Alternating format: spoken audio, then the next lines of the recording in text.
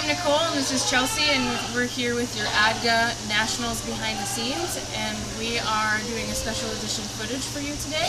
We are here with Eliana, who is going to be doing Showmanship Intermediate 2 tomorrow, and she's going to be giving us some tips on clipping your goat's udder and getting it really ready for show.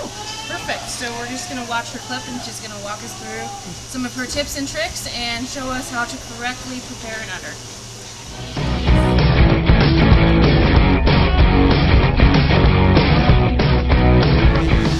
Okay, so first I start with a size 50 blade, and I shave the whole udder as well as the line up here and the foreudder line, just to get the extra hair off so that the razor doesn't have to work as hard, and you can go through less razors.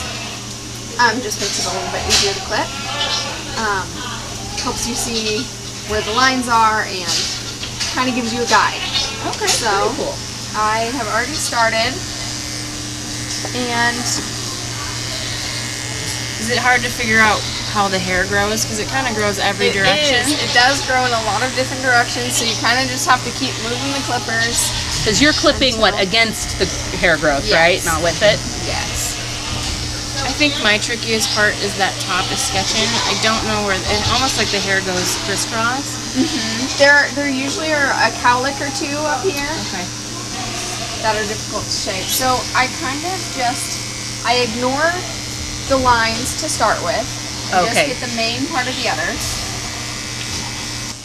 And I try to get all of the hair from up under their leg. Because when they're walking, the judge even sees this part of their udder. So it's important to get as much as you can. And some of this you can come in with smaller clippers to be able to get up there where big clippers can't go. Nice, sharp, clean blades is really important, right? Yes, and keeping your blades lubed all the time and making sure they're not too hot on their udder, because it's a sensitive area. Now, how far do you know where to come up? So I will go even farther, but for now I'm just going to do this, and then I will do the actual line. And it's important to shave a goat's udder when they have milk in them, because otherwise it is very easy to cut them, even easier to cut them, and hard to get those lines right. It's kind of when that dairy character works against you when you're trying to shave. Now I'm going to start doing the rear udder arch line. It shows their attachment, and the foreudder to show the foreudder extension. So for the rear udder, I always say it depends on the goat. If they have a pretty narrow and poor attachment, I don't want to shave very high because it highlights that. So I might even just shave along right of the top of the udder and not go any higher at all if they don't have a very nice rear udder attachment, because you don't want to show like, oh judge, look at that. So there is some technique there is involved there. Yes. It's not just make them bare. Yeah. So I try to find right the bottom of where their udder attaches to their body wall, and just kind of, and go very slowly, just get a little bit above where their udder ends, just to show.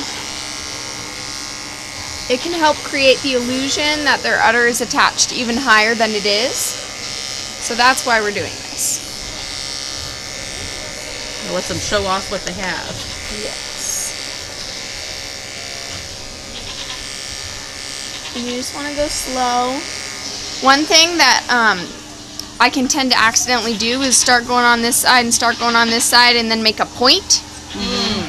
So if you start making a point up there, just make it a little bit wider out here so that it's a smooth arch, and make it not look like they have a poorly attached udder, even if they have a nice one. Yeah. I know I have an issue sometimes, I think, not taking it quite slow enough, and it ends up with like a funny little zigzag chunk, and I'm like, oh, there's no way to fix that.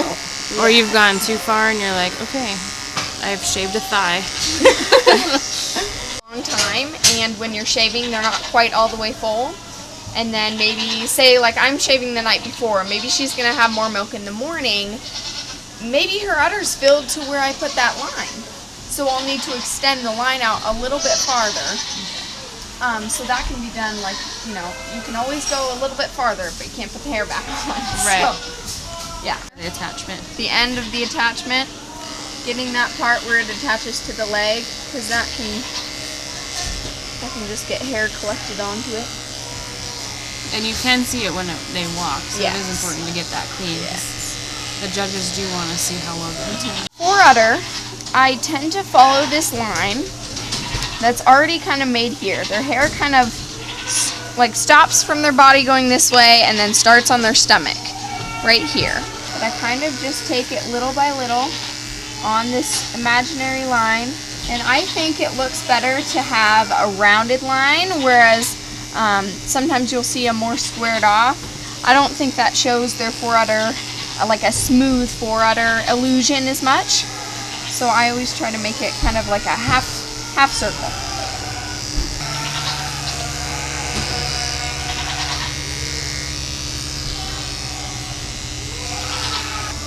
Can be a little hard since the clipper blades are square.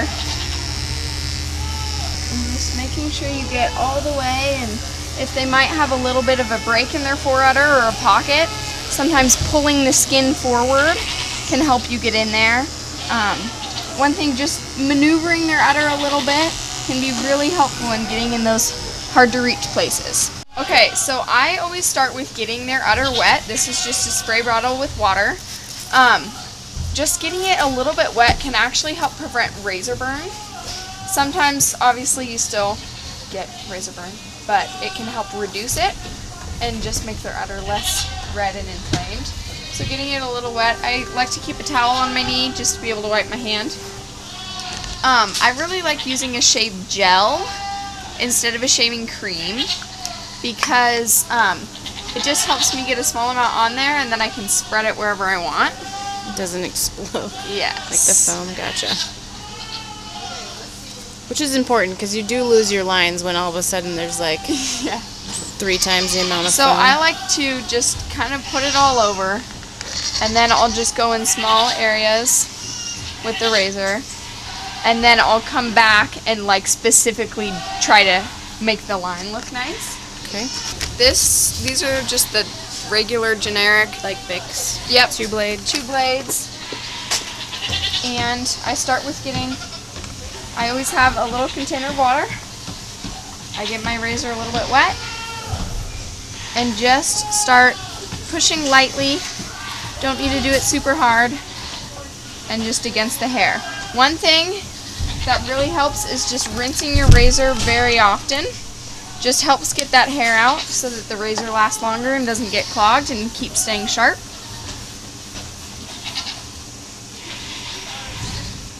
To get into the medial suspensor ligament can help to just, push on the sides and just making sure going against the hair to get it all.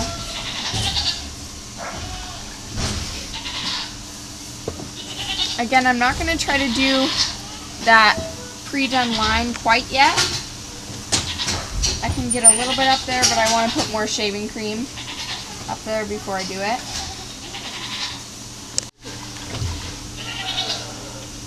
And getting under the floor of their udder too. Again, pushing on their udder to make it flat, to get especially the bottom of their udder and their medial can be hard to get.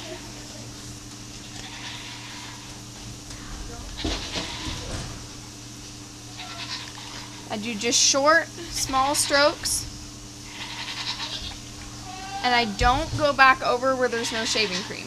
Okay. I always make sure there's shaving cream there, just again to help prevent razor burn. So now that that is mostly shaved, I'm going to wipe it off.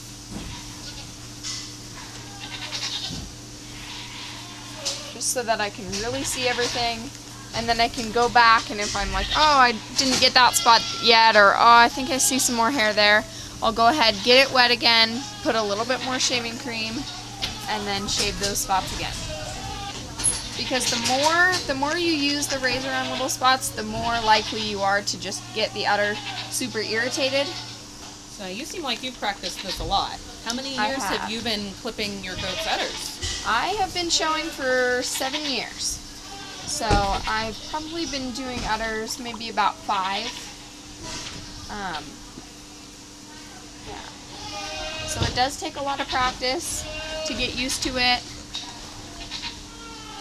And now you can see I'm starting to go on that line just a little over here where I already had put some shaving cream. Even going with the hair sometimes, if you need to get into a hard to reach spot, sometimes it's just easier to see if you can get it by going with the hair.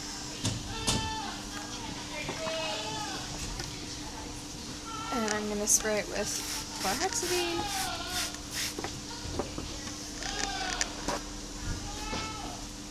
And dry it off. I know you're doing the fine tuning.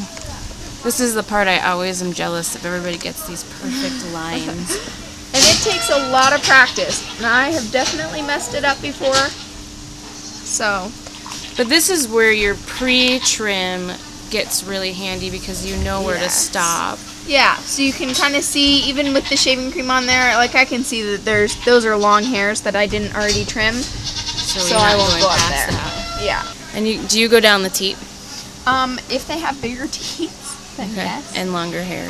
Yes. Okay, and here also I'm going to go against the hair. Sometimes you can also go with the hair, and it doesn't make that much of a difference. I've done it both ways, and I haven't seen too much of a difference. I noticed you have a really short grip on the blade that probably gives you a lot more control. Yes. Yeah, I tend to hold the top, whereas with the bottom it kind of moves around more. So. Do you tend to do a doe's udder with one blade, or do you ever find you need to switch blades partway through the udder? if it starts feeling like it's not cutting as well, or I will get another razor or switch blades if it's not one of these disposable razors. It's nice when they have a smoother pour udder. It makes it much easier to shave.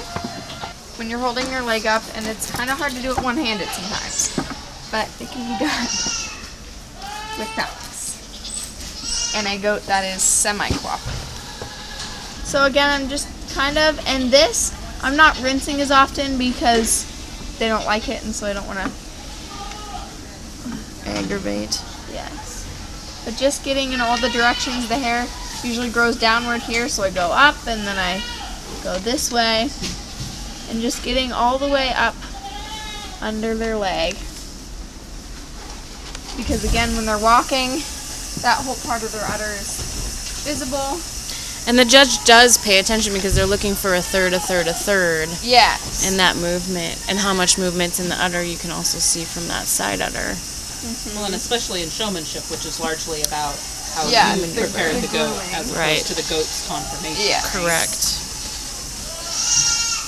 So now I'm going to take my smaller clippers to get up under where I hadn't been able to get with those larger clippers.